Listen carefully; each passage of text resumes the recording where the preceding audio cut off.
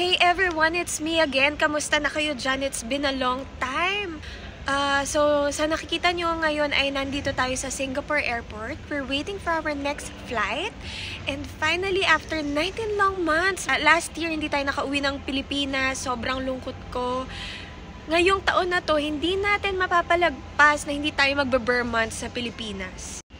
Siyempre, ibang-iba pa rin ang Pasko sa Pilipinas. Kaya yan talaga yung goal ko ngayong taon na to. And babalik pa ba kami ng Australia? Gaano ba kami katagal sa Pilipinas? Yes, of course, babalik pa kami ng Australia. But this time, medyo matagal-tagal tayo sa Pilipinas. Minimum of 6 months tayo. Yung asawa ko, 4 months lang. After New Year, by January, uuwi na siya. Pero kami ng anak ko, sabi ko talaga, hindi pwede. Kailangan minimum of 6 months tayo. 19 months ago, 3 months lang. So ngayon, kailangan minimum of 6 months talaga.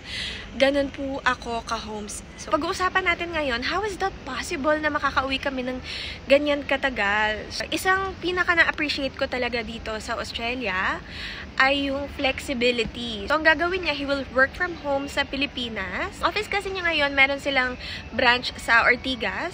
So the last time na umuwi kami, grabe, sobrang traffic. Araw-araw din na drive niya Fairview to Ortigas. Napakalapit lang pero sobrang stress siya and pagod na pagod siya sa biyahe. So this time, mag-work from home siya. Hindi na niya gagawin yun, diba? Imbis na makapagbakasyon ka and na-stress ka pa.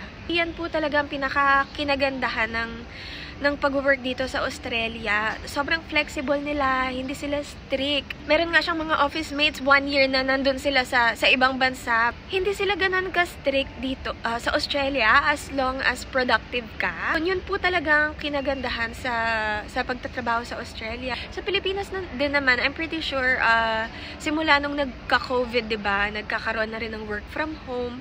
But I'm not sure at the moment kung uso pa rin ba ang work from home sa Pilipinas. Mag-work from home muna siya and then yung natira niyang days hanggang January, gagamitin na niya ang kanyang vacation leave para naman hindi siya panay work kahit nasa bahay lang siya and maramdaman rin naman niya yung bakasyon. And he's doing that because of us, because of his family kasi I requested him.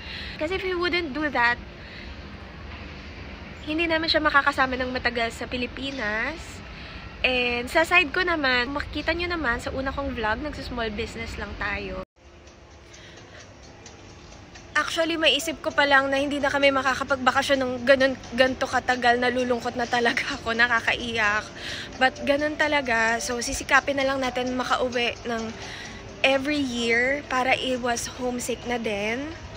Kasi hindi ko talaga kaya. I miss my family kasi kami, big family kami and talagang close kami. So, hindi ko kaya. Hindi ko talaga kaya na hindi magpasko sa Pilipinas. Yan lamang guys, malapit na yung boarding time natin. Uuwi na tayo ng Pilipinas.